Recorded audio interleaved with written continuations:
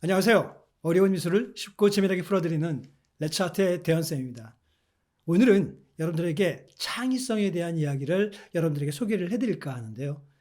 여러분, 창의성 많이 들어보셨죠? 굉장히 창의성은 우리 인류에게 중요한 사람이 갖고 있는 능력입니다. 그런데 이 창의성에 대해서 갑론을박도 많고, 과연 이것이 효과가 있는지, 효과가 있다 하더라도 어떻게 그런 창의성 있는 인재를 발굴할 것이고, 또 어떻게 이 인재들을 창의성을 더 높게, 더 풍부하게 개발할 수 있도록 우리가 도울 수 있느냐가 굉장히 중요한 관건입니다.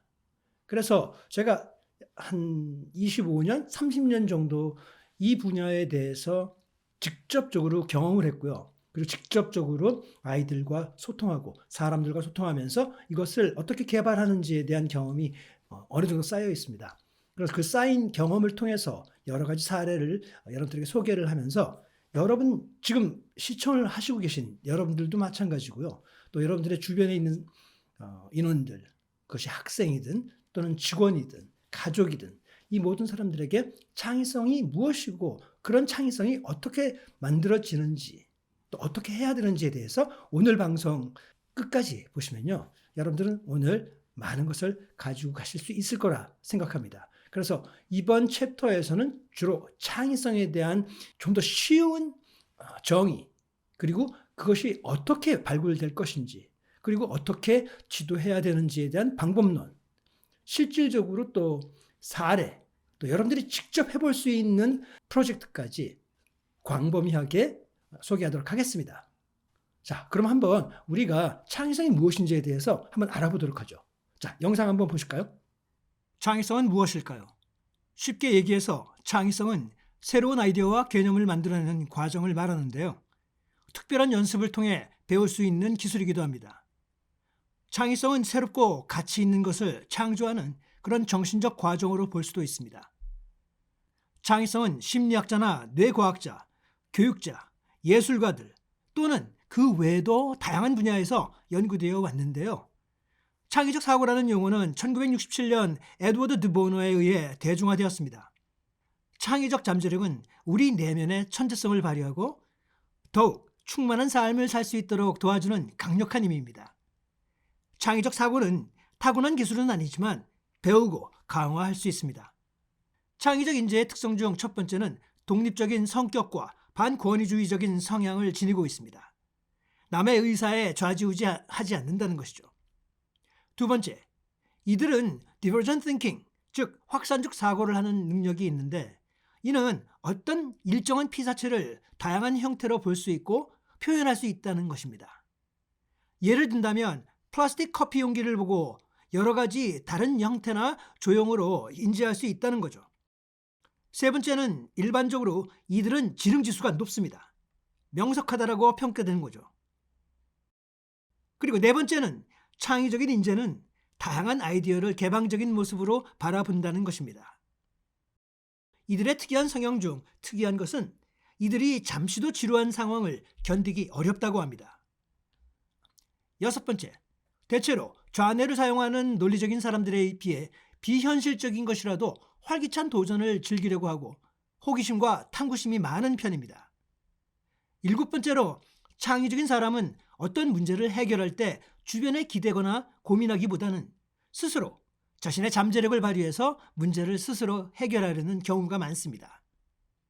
여덟 번째는 이들은 평균에 비해서 미적 감각이 높은 편이고 미적 요소에도 민감하다고 합니다. 아홉 번째로 창의적인 사람들은 일반적인 다른 사람들보다 운의 영역을 평균보다 많이 쓴다고 알려져 있습니다. 열 번째, 그리고 열 번째로 색을 맛보거나 소리를 보고 냄새를 듣는 것 같은 그런 추상적인 통합 능력을 지니고 있다고 합니다. 11번째로 이들은 다재다능하고 새로운 환경에 적응하는 능력이 탁월하다고 합니다. 마지막으로 창의성 테스트의 대표 주제인 토레런스 테스트, 즉 독창성 능력 테스트에서 아래 부문들이 대체적으로 높은 점수를 받는다고 하는데요. 우선 첫 번째는 수많은 아이디어를 만들어내는 능숙도가 높고 다양한 아이디어와 접근 방법을 쉽게 만들어내는 유연성이 높습니다. 그리고 또한 논문보다도 소설 같은 무궁무진한 상상력을 동원하는 독창성이 높습니다. 그리고 네 번째로 이들은 창의성 테스트에서 아주 세심한 디테일까지 공을 들이는 정교함을 보입니다. 그리고 마지막으로 다른 평균적인 사람들에 비해 어떤 문제에 대해 다른 시각의 정의나 또는 다른 관점으로 볼 수 있는 그런 능력이 높다고 나왔습니다. 자, 이런 것들이 모든 것을 좌지우지할 수는 없고요. 100% 그렇다고 장담하기도 어렵지만 우리 주위의 사람들의 성향을 이해하는 데 도움이 되실 겁니다. 자, 그렇다면 이런 행동과 성향을 보이는 사람들을 어떻게 지도하는지 궁금하시지 않은가요? 그래서 제가 지난 30년 넘게 경험했던 사례들을 통해 그 방법을 소개하겠습니다. 우리에게 필요한 이 창의성은 하늘에서 뚝 떨어지는 것이 아닙니다. 물론 선천적으로 창의성의 여러 요소를 갖고 태어나는 사람들도 있습니다. 하지만 소수에 지나지 않죠. 그래서 창의성을 높이기 위한 창의성 교육이 중요한데요. 과연 어떻게 배워야 할까요? 구체적인 제도적 교육 시스템을 이야기하기 전에 Creative Learning Elements Environment, 즉 창의적 학습 요소의 환경을 만드는데 꼭 하면 안 되는 그런 독소 조항들을 먼저 언급해야 하는데요. 첫 번째로 절대 아이들은 물론 여러분 자신도 남과 비교하려 하지 마십시오. 모든 사람들은 각기 다른 역량을 가지고 있는데 그건 모든 것을 비교하기 시작하다 보면 사고가 경직됩니다. 두 번째, 회사에서 또는 학교나 가정에서 창의성 프로젝트를 진행한다면 절대 과제의 주제를 지나치게 구체적으로 정하면 안 됩니다. 주제가 지나치게 구체적이면 해결해야 하는 학생들에게는 폭넓은 해결 방법을 오히려 줄여주는 감옥이 되기 때문입니다. 아주 간단한 예를 든다면 좀 더 혁신적으로 개선되는 의자 디자인을 해야 한다면 주제에는 의자라는 단어를 쓰면 안 됩니다. 그렇게 되면 사람들은 의자라는 단어를 듣는 순간 기존의 의자에서 절대 벗어나지 못합니다. 차라리 대신 쉴 수 있는 것이라고 정해주는 것이 좋습니다. 세 번째로 실패를 두려워하지 마십시오. 실패를 겪어보지 못하면 절대 성공하는 방법을 찾기 어렵습니다. 실패하는 경우 우리는 절대 잊지 않는 그런 효과를 보기도 하죠. 네 번째로 모든 제안과 아이디어를 1차적으로 받아들이는 환경을 만들고 정답만을 요구하는 환경은 안 됩니다. 문제를 해결하는 방법은 한 가지 방법만이 아니라 정말 다양하게 그 상황과 환경에 맞는 방법이 개발될 수가 있고요. 이것이 최상의 창의적인 해결 방법이기 때문입니다. 지금 이제 화면에서 보시다시피 창의성이라는 부분이 어떻게 보면 종이 한 장의 차이이고 뭐 이렇게 느껴질 수 있을 겁니다. 우리가 소위 말해서 호기심이 많거나 또는 행동 자체가 굉장히 좀 산만하다라고 얘기하는 그런 아이들에게 많이 비춰지는 그런 요소들이 많이 있어요. 그래서 우리는 창의성이 이 아이들한테 정말 맞는 건가? 또는 우리 아이는 너무 이렇게 산만한데 이거 어떻게 해야 되지? 라는 걱정부터 시작을 하는데요. 그것보다는 창의성이라는 것 자체에서 그들이 주로 하고자 하는 어떤 행동들, 그런 것들이 우리가 이해를 해야 됩니다. 이해를 하면서 창의성에 대해서 더 커질 수 있도록 우리는 그 환경을 조성해 줘야 된다는 거죠. 여기서 섣불리 평가를 한다는 것은 굉장히 위험한 일입니다. 가급적 오늘 방송을 보시는 여러분들 다 어떻게 보면 독특한 행동들, 그런 것들을 받아들이실 수 있는 마음의 자세가 되어 있어야 됩니다. 학부모님도 마찬가지고요.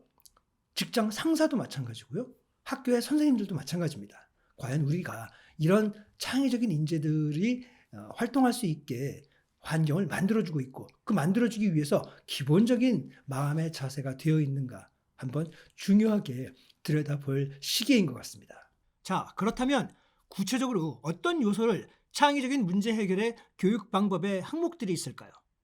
이렇게 창의성을 배양하는데 중요하게 생각하는 항목은 먼저 디버전트 띵킹은 확산적 사고라고 하는데요. 확산적 사고는 우선 시각적으로 보면 한 가지 형태를 수십, 수백 가지의 다른 형태로 연상할 수 있는 능력을 말합니다. 이런 능력을 향상시키는 프로젝트로 피카소 프로젝트라고 불리는 수업을 하는데요. 이 그림은 많이 보셨죠? 바로 파블로 피카소의 황소라는 석판화 시리즈입니다. 소 한 마리를 정말 다른 시각에서 다양하게 표현을 합니다. 이 연습을 아이들이 이렇게 작업을 하는데요. 이 작품은 중2 학생의 작품으로 말을 12가지의 다른 시각적 형태로 표현하였습니다. 다음 그림을 볼까요? 이 학생은 장미를 주제로 9가지의 형태로 표현하였는데요. 역시 중2 여학생입니다.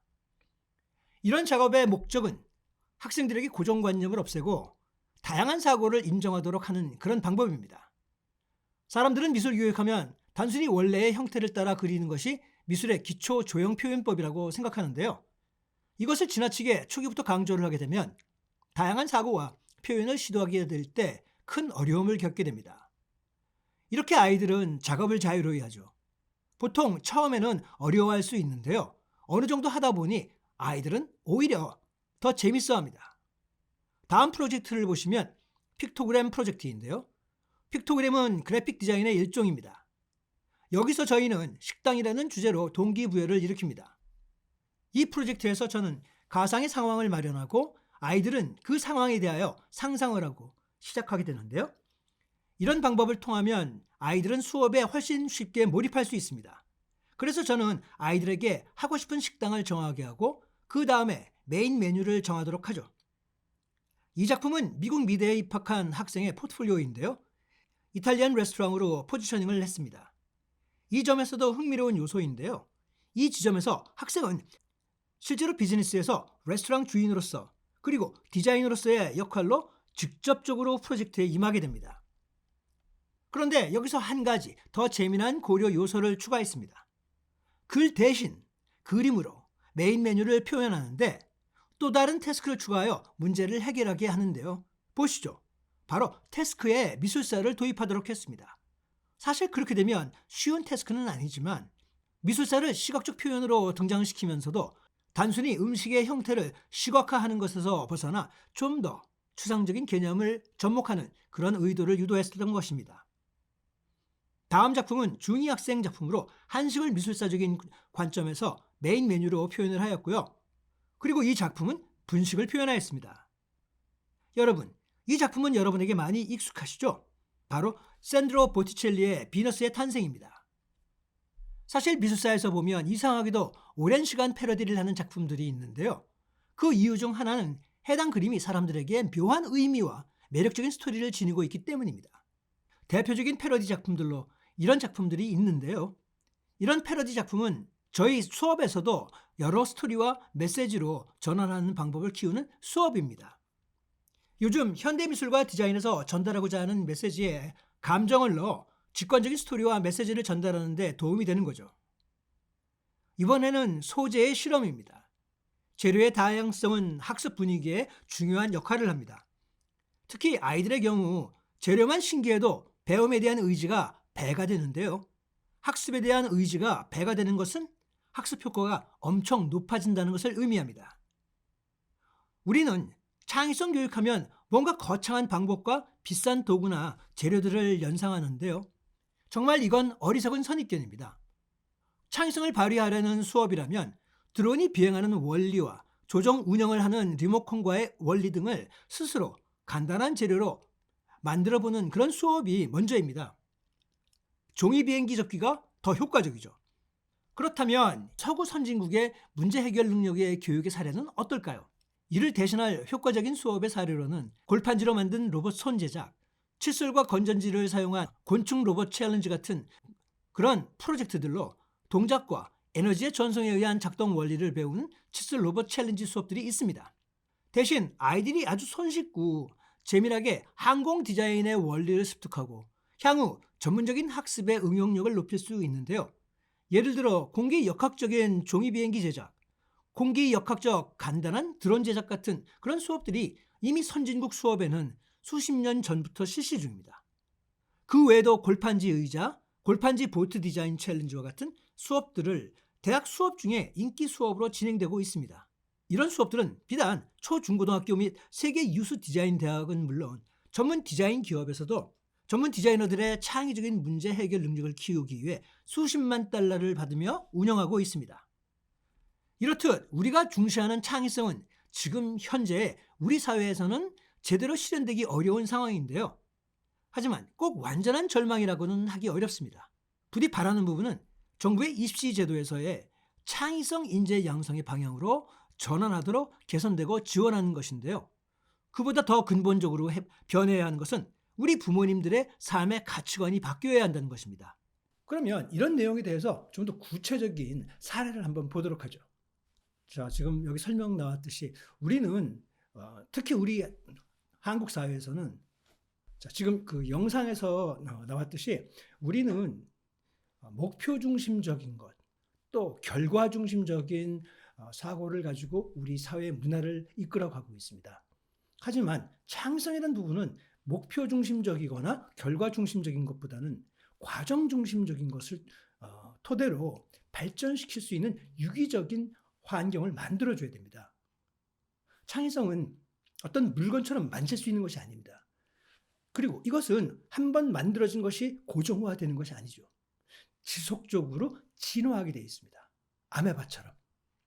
세포처럼 계속 영양분을 준다면 지속적으로 커 나아갑니다. 그리고 또 다른 창의성을 만들어 나갈 수 있어요. 이것이 또 합쳐지면 거기서의 융복합적인 효과를 얻을 수도 있습니다. 이런 굉장한 그 힘을 가지고 있는 그런 창의성을 우리는 딱 절단해서 이게 창의성이야. 우리는 이 결과를 만들어냈어. 라고 하면서 거기서 만족해서는 안 된다는 거죠. 그럼 그런 사고를 변하게 하기 위해서는 우리는 가급적이면 받아들이고 지켜봐야 됩니다. 왜? 그 창의성에서 나오는 결과물들은 지속적으로 변화하고 어느 방향으로 튈지 모릅니다. 그것을 우리는 인정해 줘야 된다는 겁니다. 이 영상의 정의를 토대로 해서 과연 우리 자신, 나 자신과 또는 우리 자녀, 또는 우리 학생, 우리 직장, 동료들, 이 사람들이 과연 창의적인 잠재력을 가지고 있는가? 그리고 어떻게 그들을 도와줘야 되고 지원해줘야 되는가에 대한 구체적인 방법들을 실제로 테스트하면서 발견할 수 있는 그런 수업을 여러분들에게 소개하도록 하겠습니다. 오늘 내용 마음에 드셨으면 좋겠고요. 오늘 영상 여기서 마치도록 하겠습니다. 그럼 다음 시간까지 안녕히 계세요.